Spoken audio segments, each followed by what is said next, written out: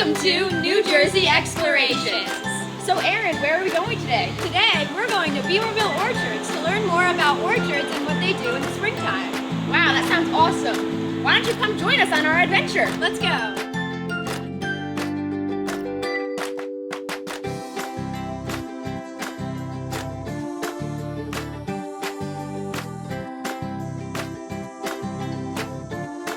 So we've made it to Beemerville Orchards in Beemerville, New Jersey, and we're going to go talk with Miss Rita Bast, whose mother and father started the orchard when she was just a teenager. So what you're seeing over here are the peach trees, and going back, mostly apple, and I'll show you where some more peach trees are. This is the peach flower, as you can see, and they were beautifully pink and everything. In here, this here is, let me just put this down. In here is the little peach, right there. You see the pistil? And if you open this up, there you see the beginning of a little peach. Wow.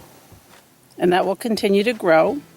This is called the shuck, and the shuck will eventually, as the peach grows inside, the shuck will fall off and the peaches will begin to grow like that.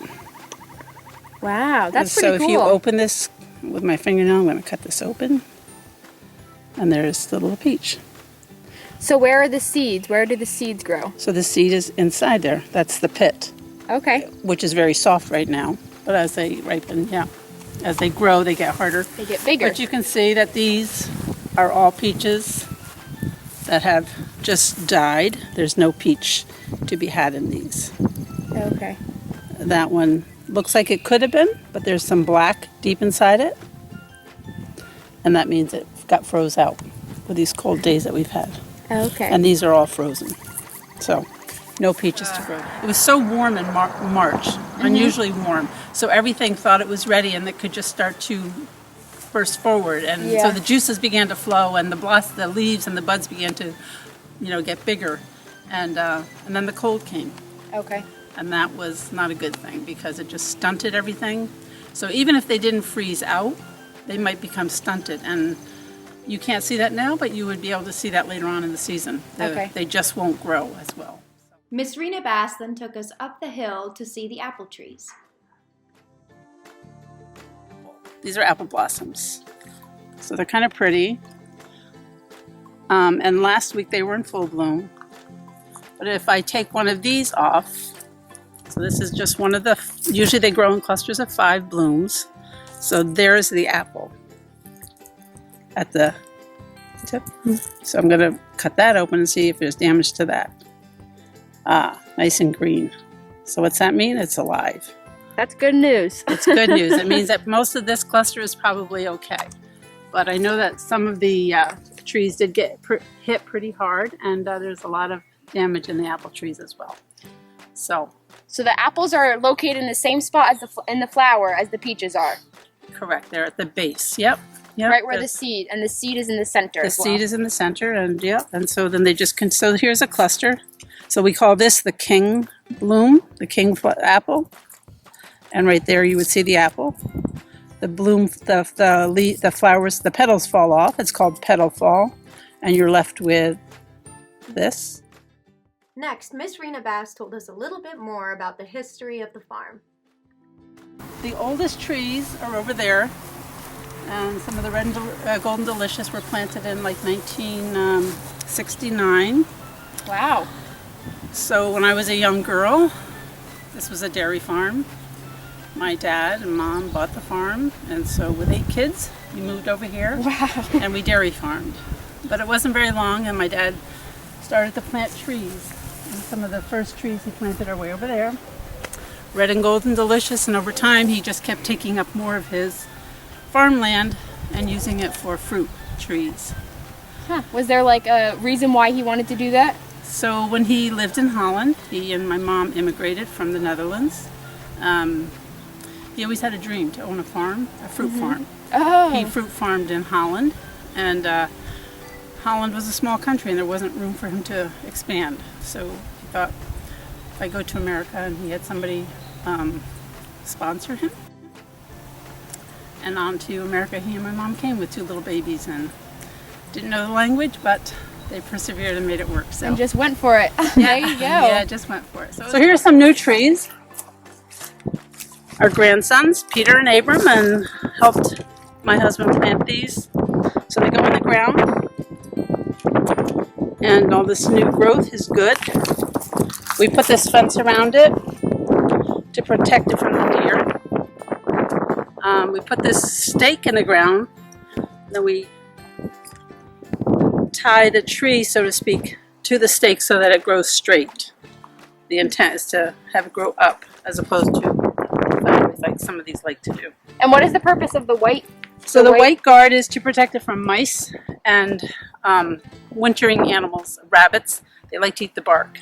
Oh, okay. And they will eat the bark, and if they eat completely around it, will just kill the tree. Wanted to plant an apple tree. Yep. Would they have to plant a seed, or would they be able to take a branch off of an apple tree and try to grow roots from the branch? So if you plant a seed, if you were eating a gala apple and you wanted to plant the gala apple seeds, you could do that. You might get a tree, but it probably would not be a gala apple. Can you believe that these trees are already 2 years old? Look at all of the other trees around us. They're so much bigger. They're so much older too. And it's still going to take like another 2 or 3 or maybe even 4 years for these trees to produce some apples. So when you try to plant an apple seed, don't get too disappointed if you don't get any apples the first year. It might take a little while for some apples to bloom, apples to come, or flowers to bloom. So just be patient. So Beamer, what do you do on this orchard? What's your responsibility? Do you help pick the apples? Eat the apples? What do you do? If you were a farmer at Beemerville Orchards, it would be your responsibility to know the answers to these questions, not Beamer.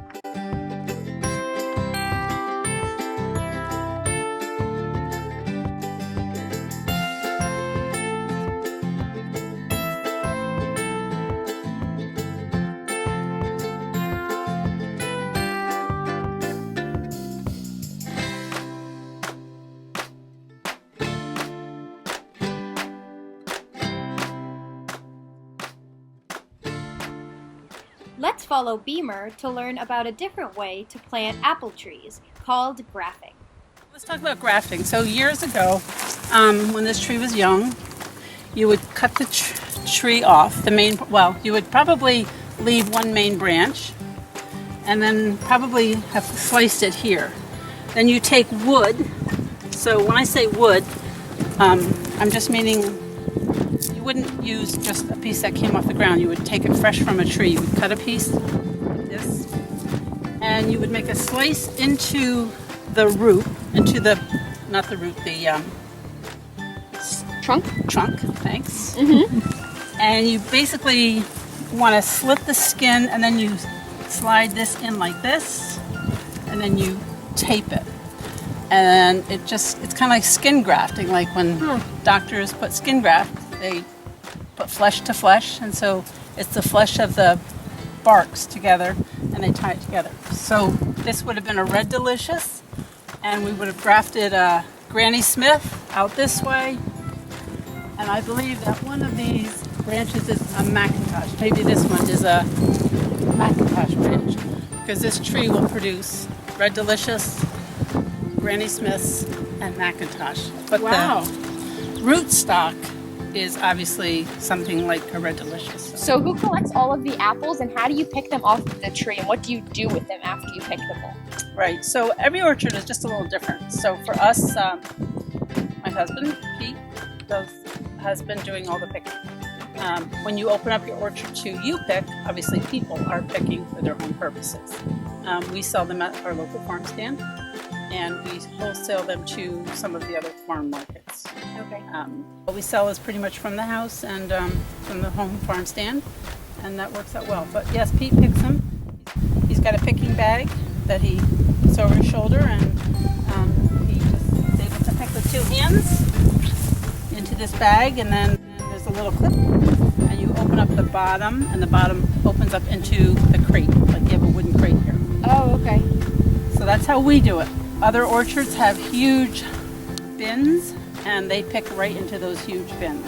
Okay. So your whole farm is very family run and family It oriented. is, yes. That's it's awesome. very family oriented, and it's small, you know. Yeah. So, yeah, it's very much kind of like a mom and pop. Yeah. I just tell people I'm the mom, he's the pop, and it works for us. Miss Rena then took us to see the beehives that pollinate the farm. Yeah.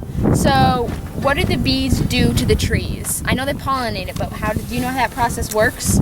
So if the trees were not pollinated, then there would be no apples, right? So Okay. they need to be pollinated. It's yeah. But if bees are not doing it, sometimes the wind will pollinate, and Oh. birds also pollinate. Birds will be flying around. They're not as good, but the bees are the best pollinators. Yep. Oh. Yep. And peach trees, ironically, don't necessarily need bees to. Peach trees do not necessarily need bees to pollinate. They kind of pollinate within themselves somehow. I Okay. think with the wind and everything. Yeah. Very cool. Yeah, there's a lot to think about, and a lot to do. Yeah. But They're constantly busy. So do your trees just grow wild, or do you have to clean them up? What do you do when they're not producing apples? right. So in the fall, after the apples have been picked, or what we can't pick just kind of drops to the ground. And I know to many people that just seems like a big waste. Like, what are you going to do with all the apples that are on the ground?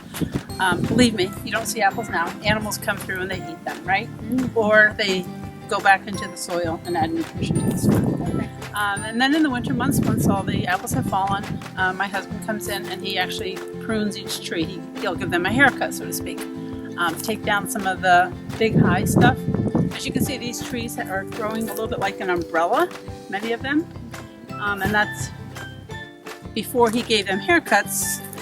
These type of branches were just growing up and out. And if you don't prune them, then they will just be wild and they will not produce apples. It's kind of like your hair, my hair. We have to have haircuts to keep it growing healthy and strong. We all need haircuts with COVID-19. Yeah. And that's a lot like the apple tree. So every tree basically gets a haircut. It's pruned, and then we clean up the clippings and put them in a big pile, and we burn them. So right here, is this where a tree got a haircut? You see that? Correct. Yep. Okay. Yep. Right there, where that's the perfect example. Right there, you can see where a big branch might have been growing off of that. So all of those were just taken off of the tree. Correct. Okay. He has what we call a cherry picker. It's basically a machine that has a lift, and he can go high and low on it, and so he's not standing on the ground most of the time. Oh, okay. He's in a machine and can assess the whole tree. So how old are your oldest apple trees? So, good question. So this is the oldest part of the orchard, and these trees are about 51, 52 years old. They were planted as little sticks, a lot like the first ones I showed you over there. And over time, they continue to grow. There's Red Delicious, Golden Delicious. So which trees produce the best fruit? Is it the old trees, or new trees, or is it like mid-age trees? Right. And some trees produce every other year. Oh, Like okay. certain Red Delicious trees, you might get them producing a plethora of apples this year, and then next year they won't. So they produce every other year. The Brayburn is another variety. It produces every other year. Yeah, it depends. I think middle-aged trees probably produce about the best, right? But these old guys, they just produce so well for us. And they're Red Delicious and Golden Delicious, and even though they're not so well received as an eating apple, people are not looking for red and golden to eat. They're wonderful for making our cider. So you mentioned that you make apple cider. How does that Right. whole process work? So we take apples that we have picked. So they get washed, and they go into a chopper, so to speak, up an elevator into a chopper that chops them up and grinds them, and then they fall into a cloth, and the cloth folds over, and as it folds over, it goes around these belts, and it presses, there's pressure, and it presses the juice out of the apples. Byproduct, which is the root, the stems and the seeds and the skin will fall out, and then that just goes to feed other animals. That's awesome. So Yeah. basically everything on your farm gets repurposed that isn't used for like selling purposes. It all gets Yes. repurposed. You use the wood from pruning to burn, and then the apples that drop get eaten by animals and back into the soil. Compost so and reforesting, animals. composting. That's awesome. After Miss Rena told us all this new information about the farm, we got to explore it a little bit for ourselves. Have you come back to tell me what you learned? Do you know what you do on the orchard now?